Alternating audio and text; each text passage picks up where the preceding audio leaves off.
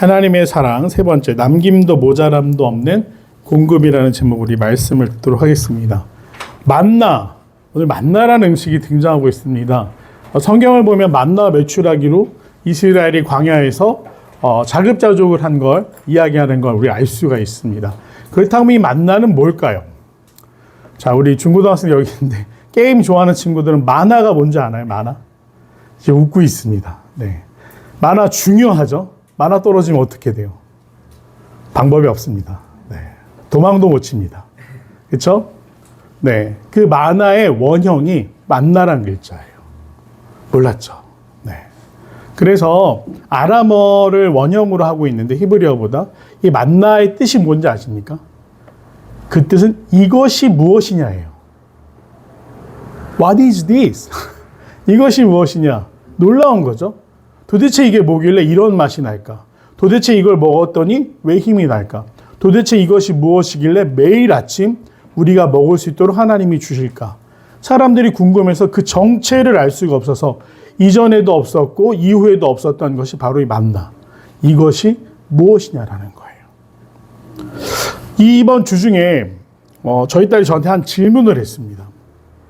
아빠, 복권은 도대체 어떻게 그렇게 많은 돈을 줄 수가 있어요? 라고 물어보는 거예요. 어떻게 그렇게 많은 돈을 줄 수 있느냐? 많은 사람이 사기 때문입니다. 복권이 판매된 병, 즉 반대로 얘기하면 복권을 구입할 거 아닙니까? 혹시 여러분 미성년이니까 복권 안 해봤죠? 네, 해보면 안 됩니다. 목사님 저는 복권 해봤을까 안 해봤을까요? 네, 해봤습니다. 그 꿈을 꿨습니다. 제 꿈에서 막 뱀한테 엄청 물렸어요. 되게 기분이 나쁘잖아요. 근데 목사가 꿈 해몽 같은 거 하면 돼요, 안 돼요? 안 돼요. 그래서 뭐 성경 공부하다 권사님들하고 했더니 권사님들이 그 좋은 꿈이라는 거예요. 목사가 권사님들에게 바르게 가르쳐 드려야 되는데 권사님께 얘기하시니까 제가 그날로 아무도 모르게 사람들이 저를 알아볼 수 없는 곳에 가서 로또를 샀습니다. 믿음으로 막 몇십만 원어치 한 게 아니에요. 딱 5천 원어치. 5번 할게요. 이래가지고 뭐 어떻게 하는지도 몰랐어요. 5천 원짜리 주니까 그냥 아저씨가 뭐 징 해서 나오더라고요. 해봤습니다. 됐을까요? 닭광이에요. 네.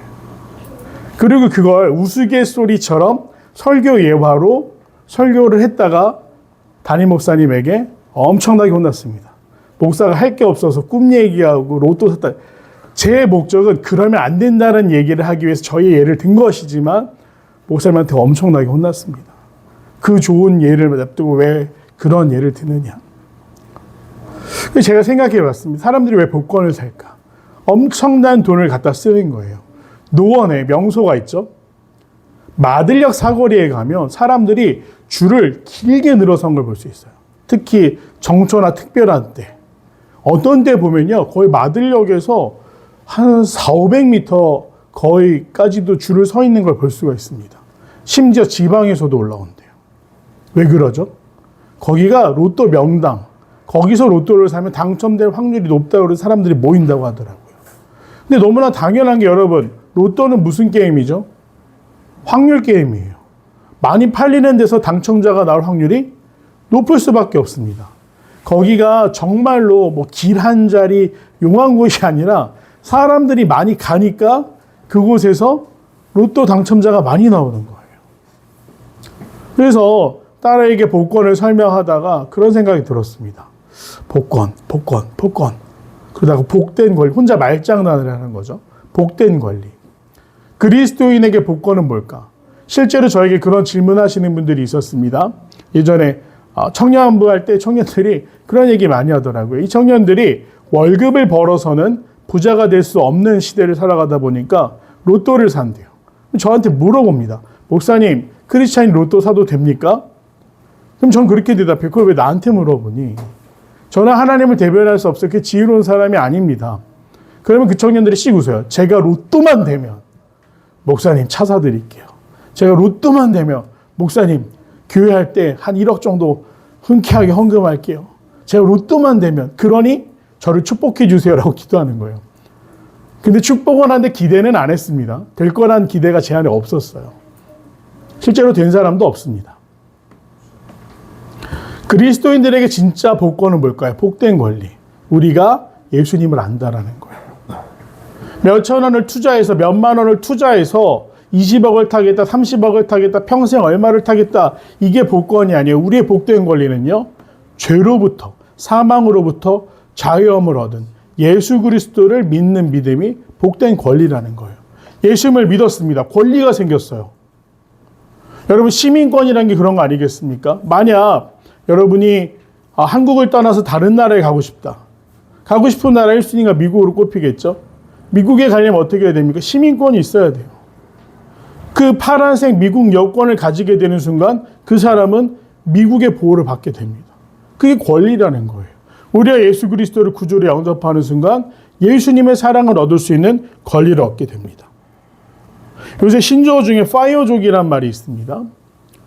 마흔이 되기 전에 뭐 10억, 20억 어느 정도 목표의 금액을 모아서 재정 계획을 다 세우는 거예요. 내가 몇 살이 되면 얼마를 모으면 그 뒤에는 일을 하지 않아도 은행 이자라든지 여러 가지 수익 구조를 통해서 그냥 먹고 살 수 있겠다. 즉, 큰 돈은 못 벌겠지만 죽을 때까지 적어도 일은 하지 않아도 된다라는 걸 FIRE라고 합니다. 뭐라고 하냐면 Financial Independence Retire Early라는 거예요. 재정이 준비되어 일찍 은퇴하겠다라는 말이 약자가 FIRE입니다. 저희 아들도 꿈이 FIRE족이래요. 제가 너무 답답했습니다.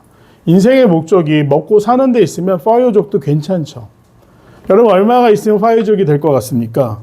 사랑하는 성도 여러분, 얼마가 있으면 우리는 FIRE족을 할 수가 있습니까? 제가 챗GPT한테 물어봤습니다. 얼마가 있으면 FIRE족을 할 수 있느냐? 그랬더니 FIRE족이란 개념이 잘 먹고 잘 사는다는 게 아니에요. 이 서구에서는 1990년부터 있었던 운동인데 자급자족, 그냥 노동으로부터 자유하고 싶다. 내가 내 삶을 그냥 하루하루 만족하며 검소하게 살고 싶다라는 운동이었다고 해요. 그래서 서울 안에 있는 아파트들 기본적으로 제일 싼 데 아파트를 찾아도 4, 5억 됩니다. 그 밑으로 찾기가 참 힘들어요. 그러니 이 파이어족은 아파트에 사는 걸 포기합니다. 그런데 재미있는 건 빌라라든지 주택은 아직도 뭐 1, 2억대에 구입할 수 있는, 물론 1, 2억도 큰 돈이지만 그런 곳이 있다고 합니다. 지방으로 내려가잖아요. 제가 지방에서 한 6년 정도 근무를 했습니다. 그때 그 지방에서 제일 좋고 앞에 현대아파트도 있고요. 주상복합으로 되어 있고요. 거기 들어가려면 경비원들이 제지를 해요. 어디 방문하셨나요? 거의 막 궁전, 그들만의 궁전 같은 아파트가 있었는데 매매가가 얼마였는지 아십니까? 3억에서 4억인 거예요. 서울의 전셋값이에요, 전셋값. 그래서 그 목사님이 맨날 거기 사시는 분들한테 마치 혼을 내듯이 그렇게 얘기했어요. 여러분, 거기 산다고 자랑할 거 없어. 서울 가면 전셋값도 못 얻어. 막 이렇게 말씀하시곤 했어요. 그러니 파이족은 지방에 살면서 일은 하지 않고 매일매일 뭐 글을 쓴다든지 자신의 취미생활을 한다든지 이렇게 다 했을 때 약 6억 정도가 있다면 순자산이 2억에서 4억 사이고 매달 그 재정 구조를 통해서 300만 원에서 450만 원 정도의 수입을 얻을 수 있다면 평생 일을 하지 않아도 된다. 그래서 요새는 진짜 45세 파이어족 하셔서 시골에 가서 시골에 있는 집들 리모델링해서 사시는 분들도 꽤 됩니다. 뭐 아직 뭐 사회의 어떤 경제 구조를 흔들 정도의 흐름은 아니지만 조금씩 주변에 그런 사람들이 나타나고 있어요. 왜 그럴까요? 먹고 사는 일에 지쳤기 때문이죠. 아침에 눈을 떠서 출근할 때 느끼는 감정이 와, 나에게 일할 곳이 있다. 즐겁게 오늘도 나는 내 재능을 발휘해서 일을 해야겠다. 자아 성찰이나 자기 만족의 개념이 아니라 눈을 뜨면 마지못해 출근을 하게 되죠. 너무나 무거워요. 내가 당장 쉬면 먹고 살 수 없으니까. 아이들을 어떻게 기를까? 어떻게 교육할까? 이런 수많은 고민들 때문에 많은 사람들이 파이어족을 될 용기를 사실은 내지 못하고 있죠. 왜 복권을 좋아하겠습니까? 앞서 말씀드린 것처럼 돈 걱정하고 싶지 않으니까요. 돈이라는 거, 먹고 사는 문제, 사실은 굉장히 중요한 문제입니다. 근데 성경을 보면 특별히 오늘 만나 매출하기라는 것이 등장하는데 이스라엘이 광야로 들어갑니다. 60만이 넘는 사람들이었어요. 그 60만이 식량을 구하려고 한다면 여러분 시리얼 한 그릇에 300에서 500g짜리를 먹는다고 했을 때 60만이면 얼마입니까?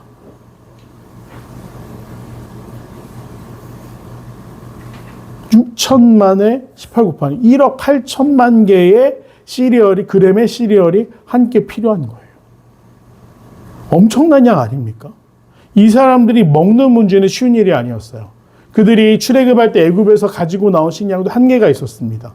떨어지니 오늘 말씀 앞절을 보면 그들이 어떻게 했는지 아십니까? 하나님 앞에 불평해요. 우리가 애굽의 가마 옆에서 먹고 마실 때는 먹는 것 걱정은 없었다. 비록 우리가 고된 노동에 끌려가서 일은 했지만 먹고 마시는 것에는 문제가 없었다. 그런데 당신이 우리를 꼬드겨내서 이 광야에서 죽게 하느냐. 하나님 따라가면 살 수 있다고 하더니 하나님 따라 나섰는데 왜 이렇게 힘드냐 라고 불평하는 거예요. 당연하죠. 이 광야는 목적지가 아니라 과정이었습니다. 목적한 곳은 가나안 땅입니다. 근데 그 과정이 너무나 이들에게 불만스럽고 고통스러운 거예요. 여기서 고등학생들이 있습니다. 고등학생이 되는 친구도 있어요. 여러분, 그냥 눈 감았다 뜨면 대학생이면 좋지 않겠습니까? 아닌가요? 왜 야자를 하고, 왜 은행 사거리 학원을 다니고, 왜 스카에 가서 공부도 되지도 않는데 꾸벅꾸벅 졸면서 억지로 앉아있어요? 친구 가서 잠깐 나갔다 올래? 너무 반갑지 않아요? 명분이 생기잖아. 나는 공부가 하고 싶어. 근데 내가 나가는 건 내가 결정한 게 아니라 승민이가 와서, 누가 와서 나를 꼬드겼기 때문이야. 그 친구 탓을 할 수 있거든요.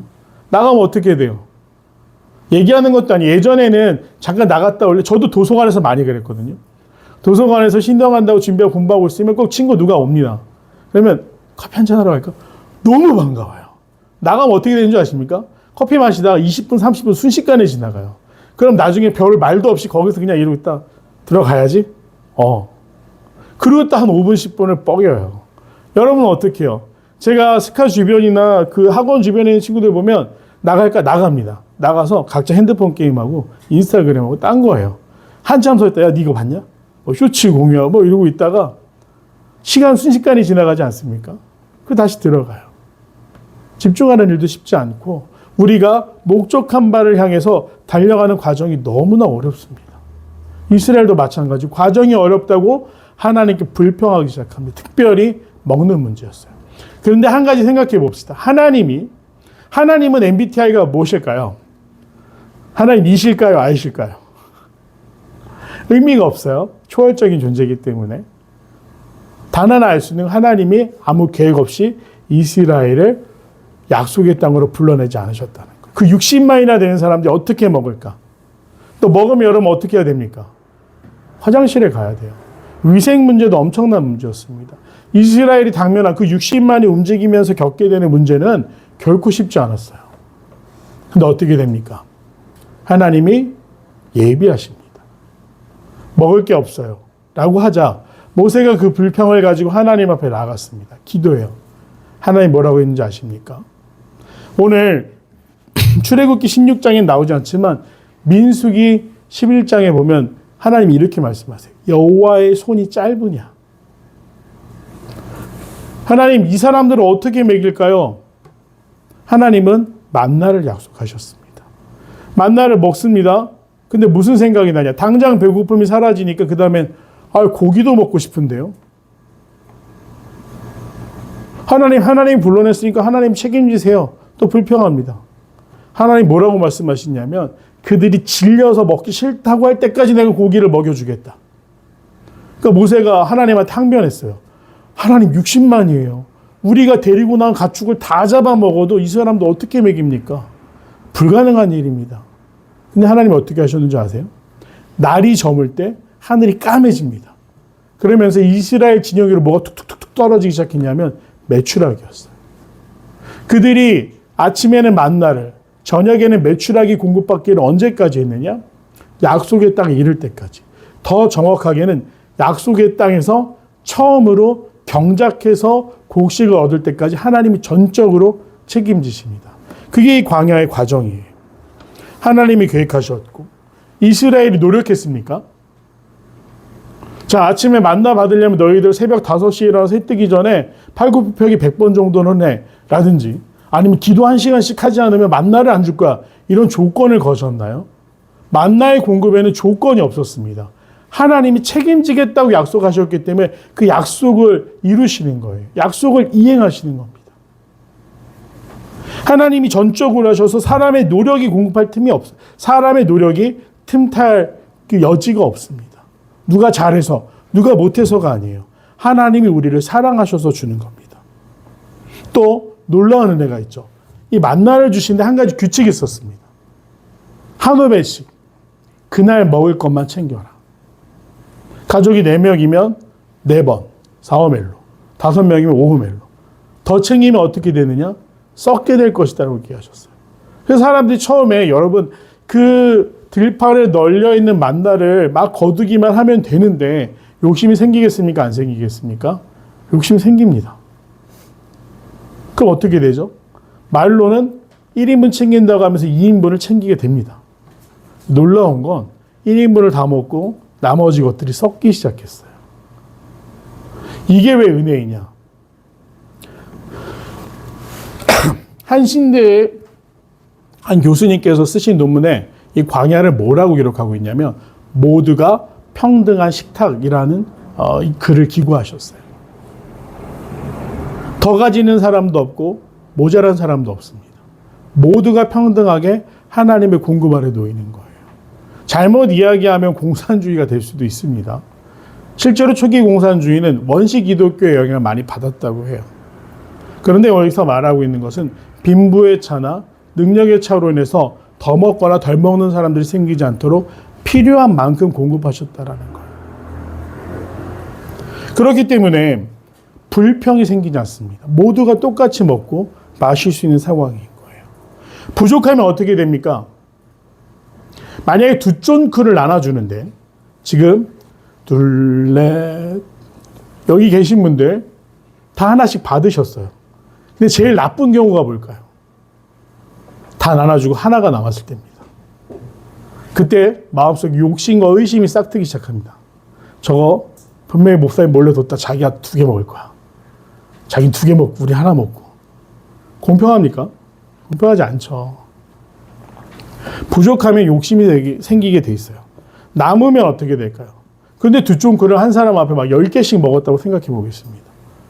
2개, 3개부터 질리기 시작해요. 나머지 뭐가 되죠? 그걸로 던지면서 싸우고 놀 수도 있어요. 저희 청소년 집회나 청년 수련회도 마찬가지입니다. 가면 제일 힘든 게 뭔지 아십니까? 물을 PT병으로 나눠줬을 때 제한 없이 주잖아요. 사방, 팔방에 PT병 뚜껑 따가지고 한 모금 마신 게 누구 건지도 모르는 게 널려 있습니다. 왜 그렇게 될까요? 애나 어린이나 다 똑같아요. 너무 많으면 감사가 없습니다. 필요한 줄을 몰라요. 그래서 우리가 광야에서 만나게 되는 하나님의 공급 만나는 공평하게 그리고 필요한 만큼 채워주셨어요. 제가 2년 전에 아이들 데리고 미국으로 한 25명을 데리고 간 일이 있었습니다. 식사를 하는데 전체가 모여서 먹는 경우도 있었지만 개별로 현지식을 사 먹게 되는 경우도 있었습니다. 그러면 한 아이당 $20씩 식사 비용으로 줬어요. 우리 돈으로 한 25,000원 정도 됩니다. 한 끼 꽤 비싼 돈이죠. 근데 어떤 아이들이 등장하기 시작했느냐? 굶는 애들이 나타나기 시작했습니다. 왜 굶을까요? 사실 그 정도 금액이면 꽤 풍성하게 먹을 수 있어요. 친구들 거 한 입씩 뺏어 먹고 자기는 그 $20를 모으는 거예요. 5번만 밥을 안 먹어도 얼마가 됩니까? $100가 됩니다. 이게 사람의 욕심이에요. 공평하게 줘도 공평하게 누릴 줄 모르는 게 우리의 본성입니다. 그래서 하나님은 남은 것들을 썩게 하셨어요. 그리고 대단한 게 이 만나라는 게 영양 상태는 어땠는가? 생각해 보겠습니다. 지금도 놀라운 기적이에요. 그 오래전에 3000년도 훨씬 전에 이스라엘 사람들이 애굽을 떠나서 광야에 40년간 머물면서 숙식을 해결한 일, 물을 해결한 일, 용변을 해결한 일은 지금도 놀라운 일입니다. 어떻게 그게 가능했을까? 그래서 어떤 분들은 만나가 영양적으로 어땠는가를 막 추론하십니다.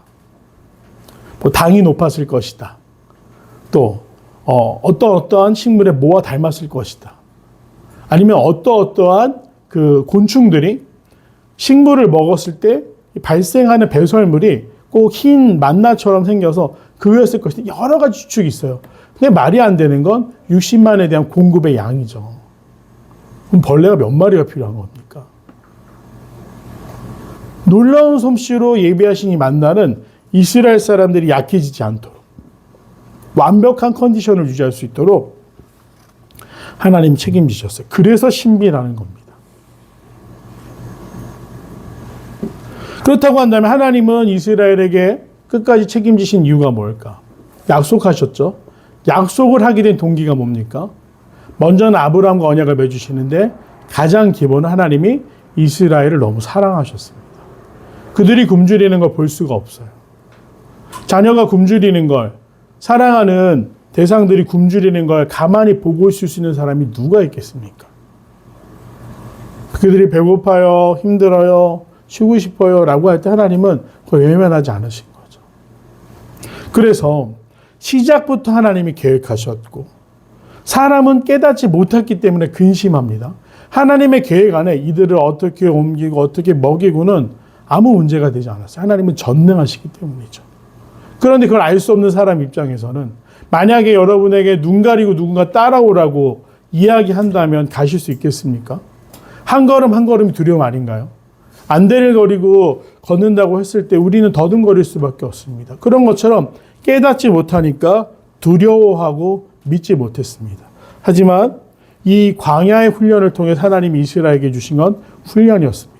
너희가 미처 다 깨닫지 못하더라도 나는 다 준비하고 있다는 걸 알려주시는 거예요. 우리의 일상도 그렇습니다. 하나님을 신뢰하십니까? 오늘 이스라엘처럼 하나님을 신뢰할 수 있는 귀한 성도들 되시길 바랍니다. 하나님의 사랑을 신뢰하십니까? 하나님은 단순히 책임지시기 위해서가 아니라 사랑하시기 때문에 우리의 필요를 완벽하게 알고 있어요. 다만 그것이 내 간절한 기도나 바람 가운데 이루어지지 않는다고 한다면 하나님의 생각과 내 방향이 다를 수도 있다는 것이죠. 그래서 결론은 무엇입니까? 하나님이 인도하시는 길을 따라가는 것. 그것이 온전한 순례 여정이라는 겁니다.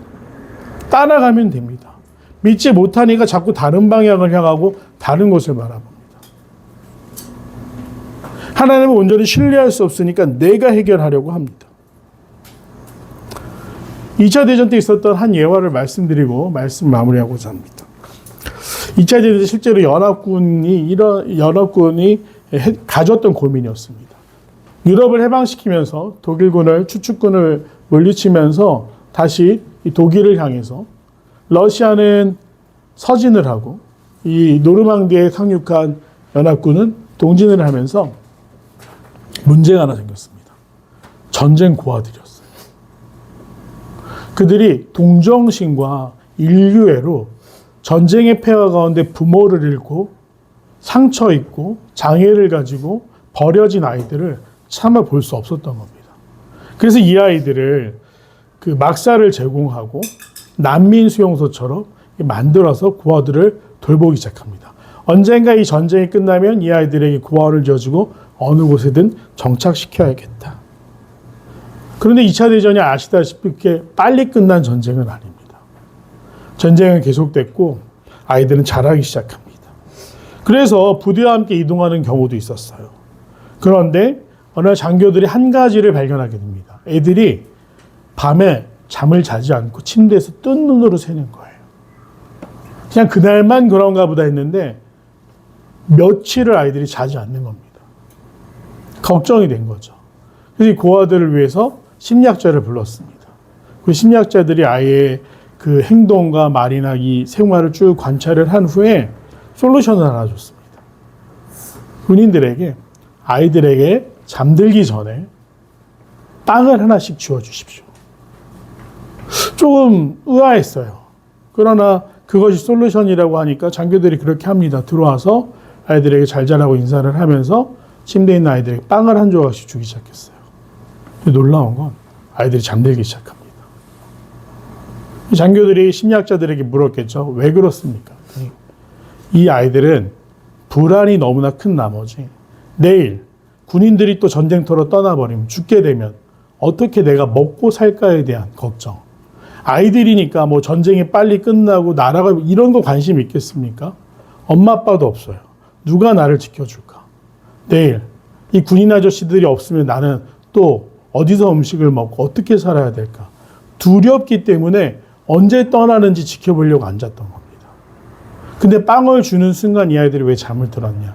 적어도 내일 아침에 먹을 빵은 지금 내 손에 있다라는 안도감이 들었기 때문에 잠들었다는 겁니다. 너무나 안타까운 일이기도 실제로 있었던 일이기도 한데 하나님은 나를 위해서 나를 안심시킬 수 있는 이 빵 조각을 준비하지 않으셨겠습니까? 우리 이스라엘이 깨닫지 못했던 부분이 그런 거죠. 깨닫지 못하니까 못 믿고 못 믿으니 불평하고 그런 이스라엘에게 빵이 아니라 만나를 주신 하나님.